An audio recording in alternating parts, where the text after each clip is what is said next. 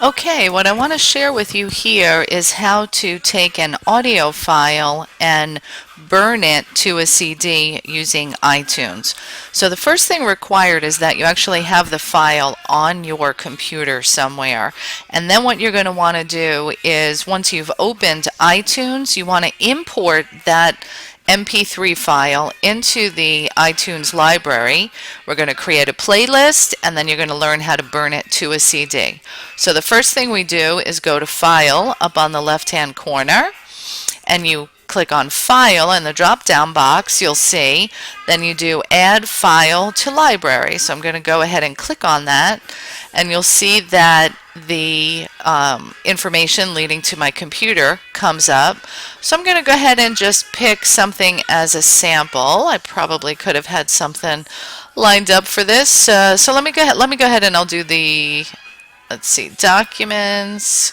Now you're getting a little bit behind the brain of Nancy Matthews to see how I keep things on here. Actually, I'm going to switch and go to downloads and you'll see I've got all these files on here. So I'm just going to pick this one from May 1 and go ahead and click that and bring it in, and you'll know what your file is and the name of it before you go ahead and import it. So now what you want to do is go to this recently added and it should be there. So let me go ahead and rename this. You right click on it and one of the options you'll see will come down and see where it says Get Info. That's a place for you to rename your files.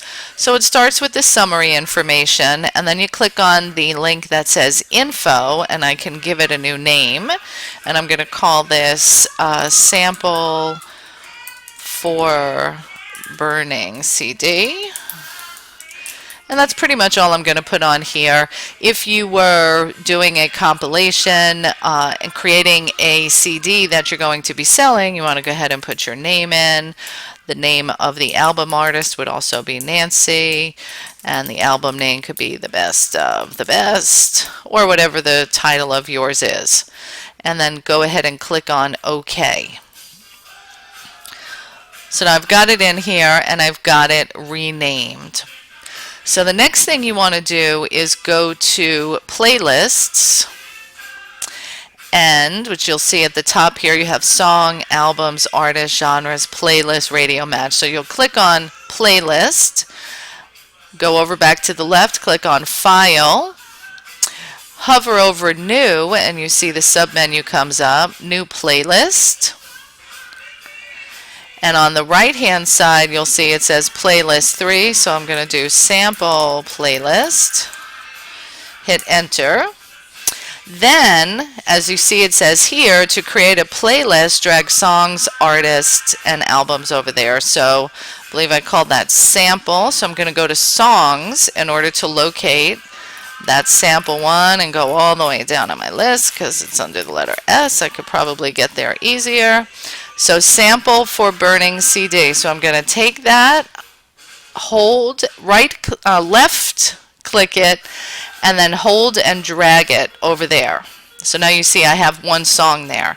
So if you're doing an audio recording that has more than one track, then you're going to want to go ahead and move all of those over to the playlist. Think of a playlist as a CD or a cassette in the old days.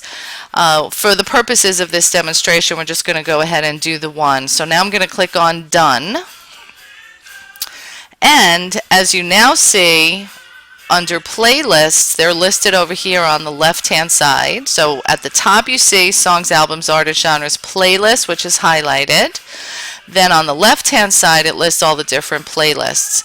So here I am, Sample Playlist, and just so you get an idea of what this looks like, playlist Event Music is a playlist I created, and this has a whole bunch of songs on it so that when I go to an event I get to play this really cool music for you.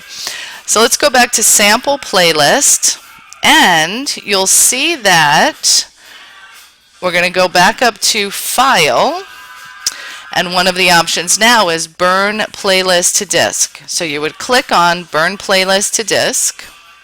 Actually, I think we just got some Abbey Road playing in the background. Sorry about that. Let me see if I can turn that off.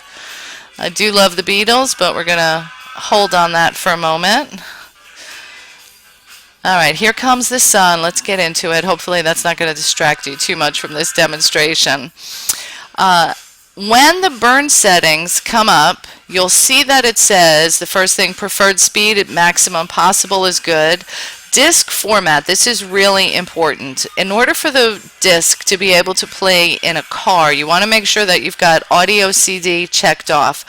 Sometimes your iTunes account might be set up to have it be set on MP3. You definitely don't want that, and you definitely don't want data.